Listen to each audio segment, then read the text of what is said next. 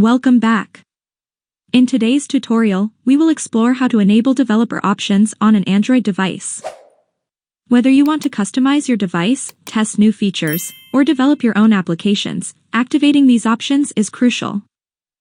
Through the steps in this tutorial, you will learn how to access hidden tools and settings that give you complete control over your Android device. Let's get started. First, open the settings. Now, scroll all the way down, then tap on the About Phone option. In the About Phone menu, tap on Software Information. Now, look for the build number option and quickly tap it 7 times. The system may ask you to enter your PIN or password for confirmation. Enter it. After tapping the build number option for the 7th time, a message confirming that you've become a developer will appear.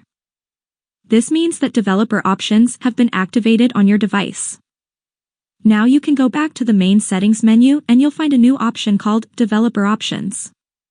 Tap on it. Here you can find many options that may be of interest to you, as well as additional functionalities that allow you to customize your device according to your needs and preferences. That's all, folks.